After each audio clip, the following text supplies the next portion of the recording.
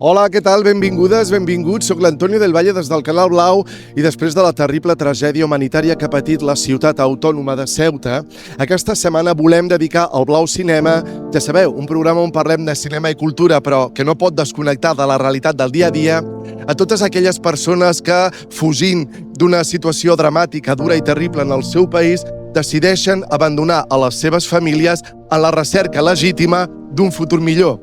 Per totes aquelles persones que no van aconseguir arribar a les nostres costes i han perdut la vida en el mar, va dedicat al Blau Cinema d'avui.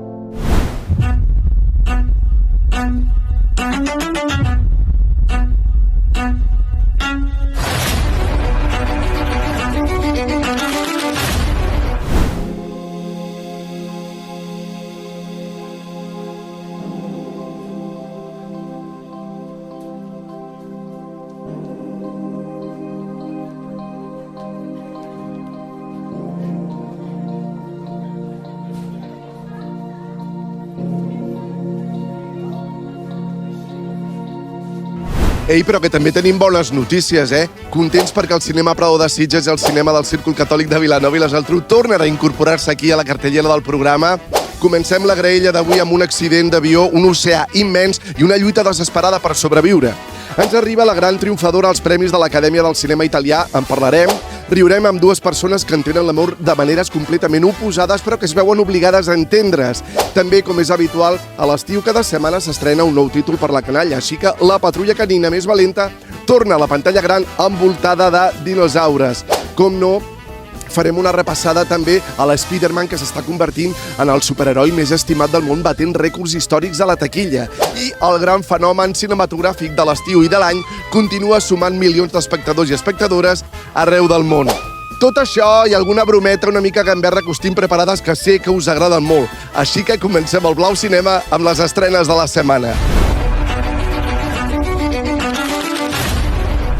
Un accident d'avió, la lluita per sobreviure dins les profunditats de l'oceà i una amenaça que espera sota l'aigua.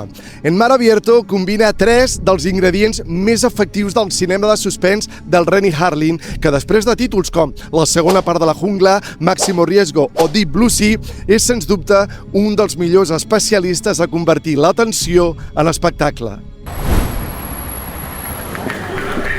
Hola, Rich. Soy tu copiloto en el vuelo a Shanghái. ¿Cuánto tiempo? Bienvenidos a bordo. Gracias por volar con Northeastern Airlines. El que havia de ser un vol transoceànic acaba convertint-se en un malson quan un avió es veu obligat a amarar enmig de l'oceà. Els supervivents hauran de lluitar contra el temps, la manca de recursos i una amenaça que s'amaga sota l'aigua. Presten mucha atención. Su seguridad es nuestra máxima prioridad. Por favor, abróchense los cinturones. 27 anys després de dirigir Deep Blue Sea, Renny Harlin torna al cinema de taurons amb una història que combina el suspens a les pel·lícules de catàstrofes amb la tensió del cinema de supervivència. Al capdavant del repartiment hi trobem Aaron Eckhart i un dels grans actors de les darreres dècades i que feia temps no veiem a la pantalla gran, el guanyador de l'Oscar, Ben Kingsley. Per a Renny Harlin, aquesta pel·lícula era una oportunitat per reunir dos gèneres que han marcat la seva carrera, el cinema de catàstrofes i el thriller de taurons. ¿Qué hacemos? Encontrar supervivientes.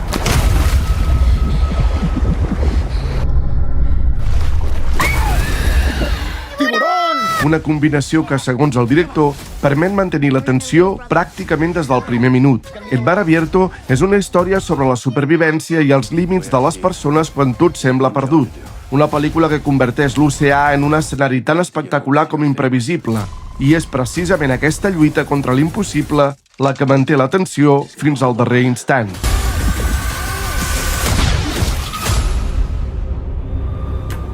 Què passa quan dues persones que veuen el món de maneres absolutament diferents es veuen obligades a entendre's?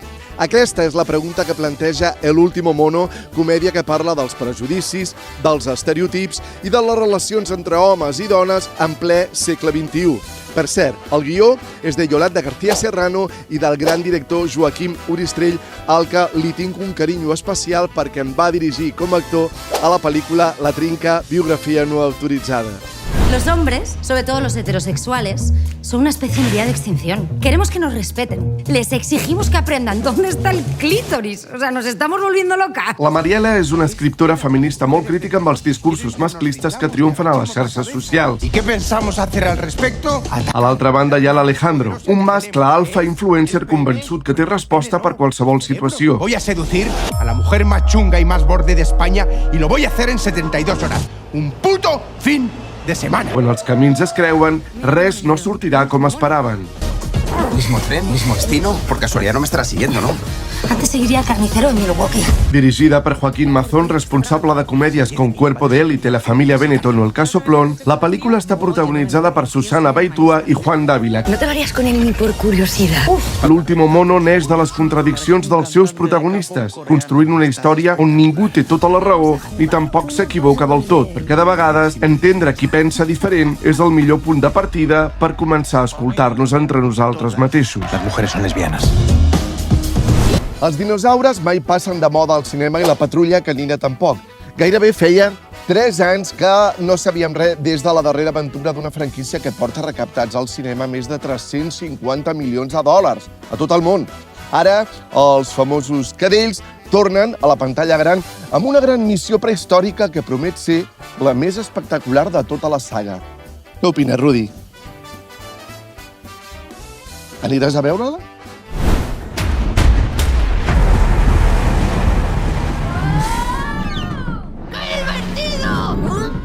Por eso yo nunca podría ser un perro de aguas. ¡Impacto inminente!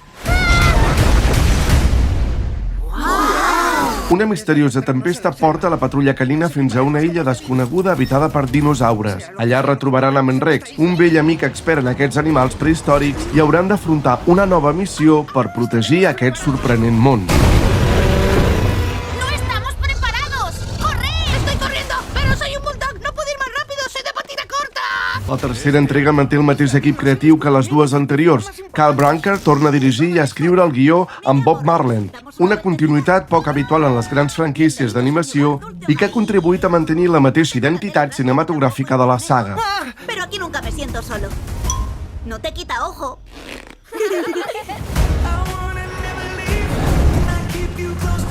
Es el mayor depósito natural de diamantes del mundo. ¡Venga, papá, piedrita! La única solución es una buena explosión. ¡Es un volcán! ¡Pretenden destruir la isla! Necesitamos toda la ayuda posible. Segons el director Carl Branker, aquesta és l'aventura més gran que han viscut mai aquests personatges. Però més enllà dels dinosaures i de l'acció, la pel·lícula continua apostant pels valors que han fet de la patrulla canina un fenomen mundial.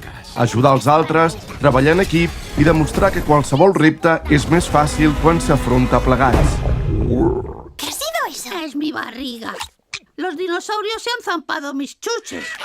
¡Qué morro!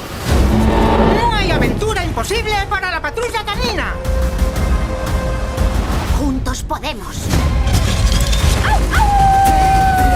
La patrulla canina, la dinopelícula.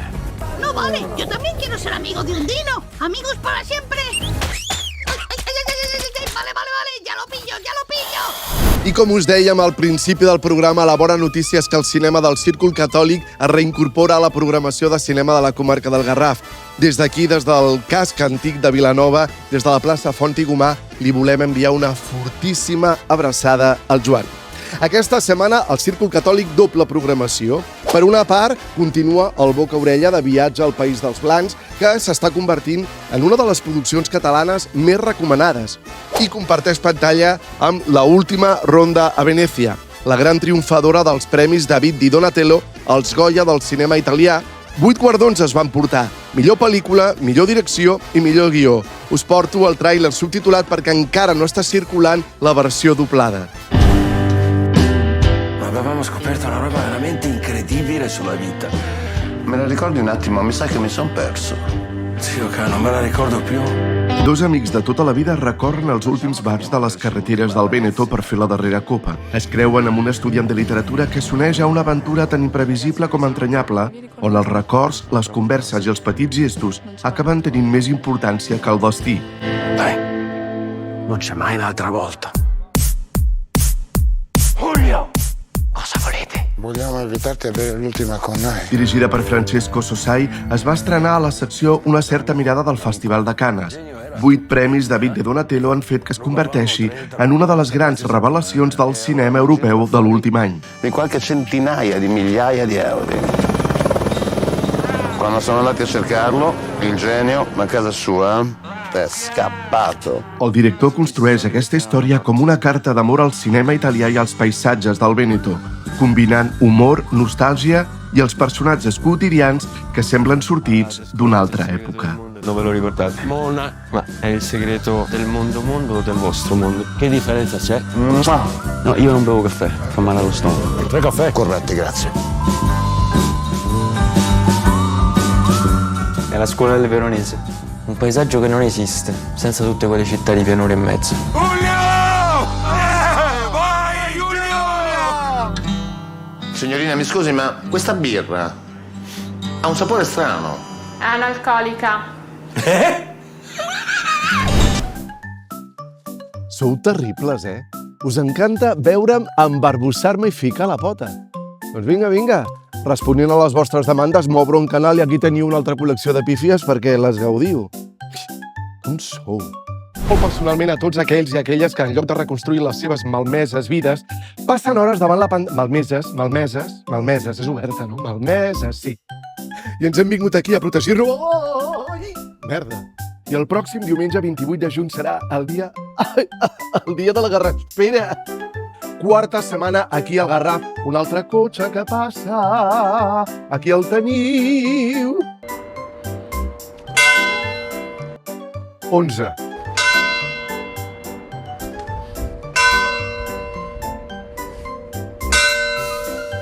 Els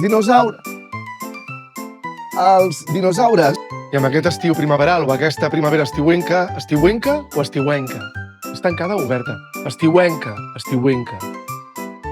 L'ombra dels murs del castell de la Geltrú, aquí el que has sentit de Vila, el que has sentit per donar-li la benvinguda que es mereix la Meryl Streep i el seu Diablo Viste de Prada. Segona part, camions, cotxes, motos, això és un no parar. És el carrer més transitat de tot Sant Pere de Ribes. I ens hem vingut aquí a protegir-nos una mica del sol. No!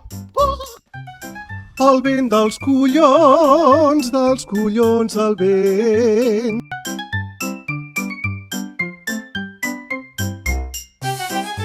Estan decidint on plantarà. Es veu que no tenen gaire clar.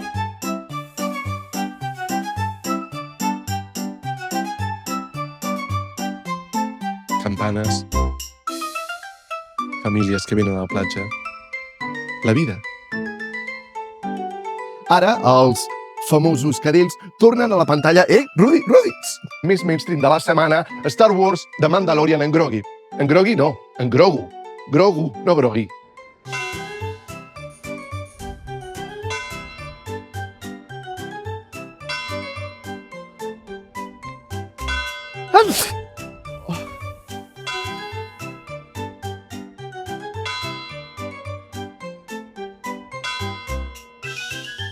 I ens hem vingut aquí a protegir-nos una mica del sol sota l'ombra del...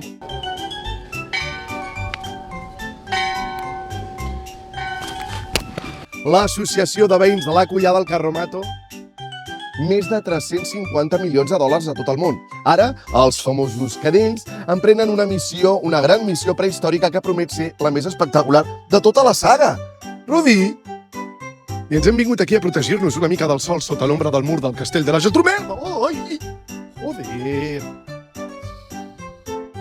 Doncs mira, si no pots lluitar contra ell, gaudim-lo.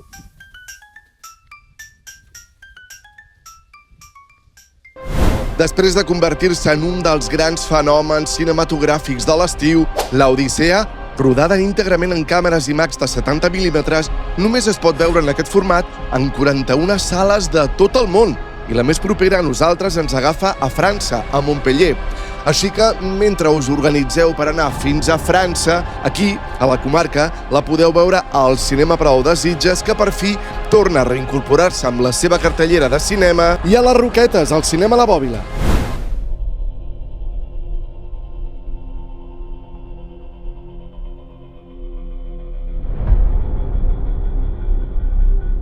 después de años de guerra.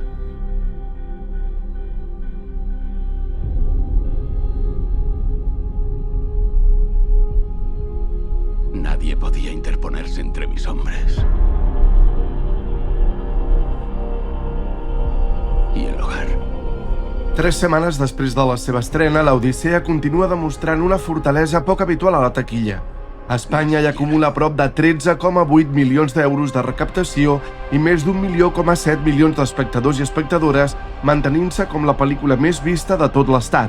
A escala mundial ja supera els 639 milions de dòlars i continua avançant amb pas ferm cap a convertir-se en un dels grans èxits cinematogràfics de l'any, si no el que més. Que no t'ho expliquin, ara pots veure-la al Cinema Prado de Sitges o al Cinema La Bòbila de les Roquetes.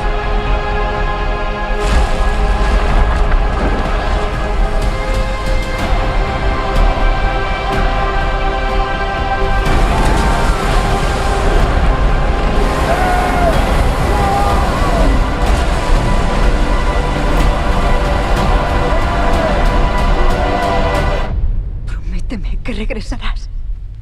¿Y si no puedo?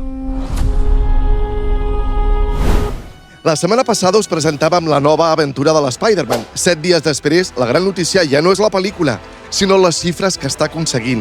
Spider-Man Brand New Day acaba de signar el segon millor cap de setmana d'estrena de tota la història del cinema, amb 927 milions de dòlars recaptats arreu del món.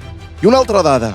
El dimecres passat, el quart Spider-Man del Tom Holland es va convertir en la millor obertura a l'estat espanyol des que hi ha registres. Un èxit espectacular del que el cinema Ribes també vol formar part, confirmant que, més de 60 anys després, Spider-Man continua sent un dels personatges més estimats i populars al cinema. No me lo creo, nuestro primer día en el MIT. MJ, venga, finge que no estás más contenta de lo que has estado en tu vida. No puedo. ¡Ah, lo sabía!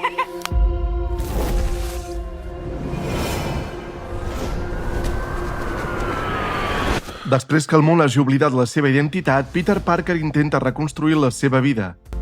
Hola, me llamo Peter Parker. No os acordáis de mí, pero antes nos conocíamos. Iba a pasar algo muy malo y la única forma de impedirlo fue hacer que todo el mundo se olvidara de mí. Porque no solo soy Peter Parker, soy Spider-Man. Però una nova amenaça l'obligarà a tornar a vestir-se de Spider-Man en una aventura que recupera un to més proper al personatge i deixa enrere les grans històries del multivers.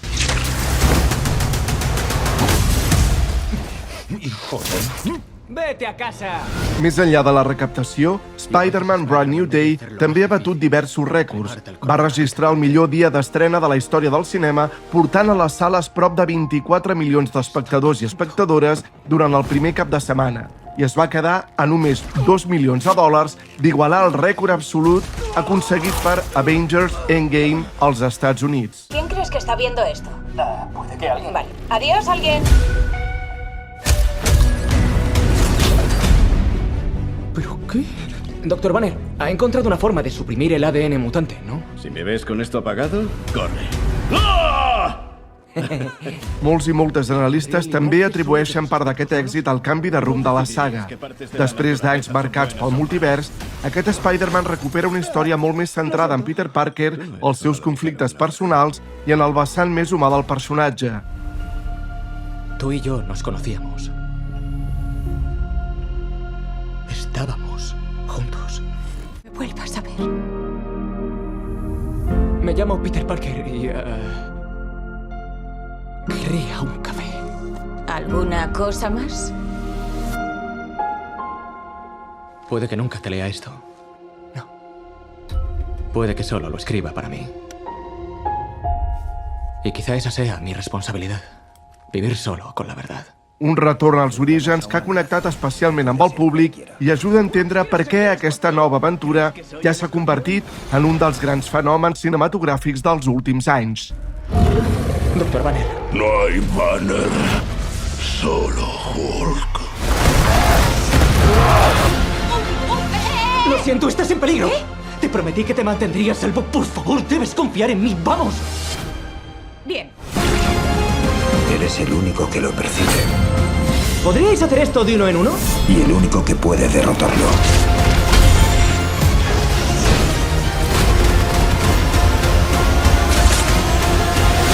I fins aquí, el pròxim divendres tornaré al Canal Blau per parlar-vos d'una de les pel·lícules d'intriga més esperades, El final d'Oak Street, de molt cinema familiar, com toca durant les vacances, i de moltes més produccions que podreu gaudir aquí, a la comarca del Garraf. Recordeu que teniu moltes ofertes els dies de l'espectador, els divendres sènior per la gent que té més de 65 anys. Només cal que consulteu tota la informació a les webs de les sales o a l'Instagram del programa, @blaucinema, on podreu contactar amb mi directament.